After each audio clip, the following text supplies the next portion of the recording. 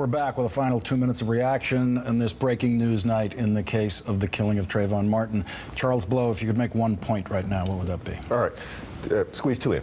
The 13-year-old saw, who seems to say he saw only one person on the ground, which would directly contradict what Zimmerman is saying and what his father is saying, and there's only a 1 minute window, so there's not enough time for a bunch of jumping up and getting down. The other thing is, anybody who's ever washed a load of clothes knows that if you were rolling around in wet grass, because it was raining that night, and you have no signs of dirt or grass stains on the back of your jacket, either you had a wardrobe change or that's not true.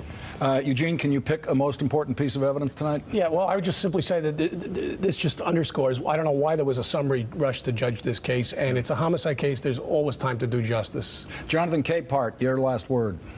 The one thing that I've seen tonight that basically crumbles everything is in the video when they show the back of George Zimmerman's head. For someone who had his head banged into a sidewalk, it looks pretty normal to me. And Melissa Harris Perry, the reason we're evaluating Zimmerman's story is his is the only story that exists. Trayvon Martin doesn't have a story to tell. So if Zimmerman's story cannot hold up and cannot make sense, then Trayvon Martin from the grave wins with his story. Of everything that has flown in here tonight, Melissa, and crowded this story and changed it tonight, what does it leave you thinking about where this stands?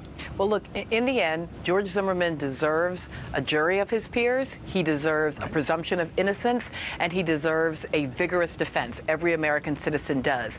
But that all should happen after he is arrested and charged. No one should have to try this case on the last word, on any meeting. This should be gathered and presented in a court of law. The miscarriage of justice here is that this man is still a free man, and there is no possibility for anything that feels like justice until he's arrested and charged. Right. Eugene, I want to do one quick point with you. They had a chance to take him to the hospital for medical treatment. They obviously looked at him and said he doesn't need anything. Yeah, they should have taken him for medical treatment. They should have immediately taken photos, too, to document if there were injuries. So. Which we don't know. They may have done. Those would be crime scene photos. There should be a lot of crime scene photos, incident photos for this if they don't consider it a crime scene.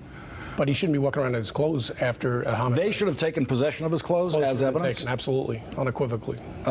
Charles Blow, this has been a day almost like no other in this case. We've had very big developments, but not normally a whole handful of them in a day. Your sense of tomorrow in this case?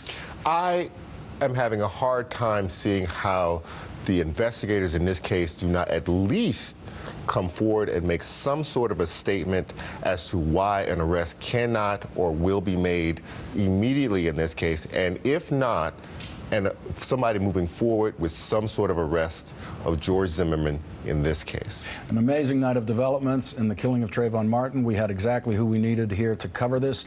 Charles M. Blow of the New York Times, Eugene O'Donnell, Jonathan Capehart, and Melissa Harris Perry. Thank you all very much for staying with us tonight. Thanks, Lawrence. Thanks, Lawrence. You can have The Last Word online at our blog, thelastword.msnbc.com, and you can follow my tweets at Lawrence. Up next, Hardball with Chris Matthews.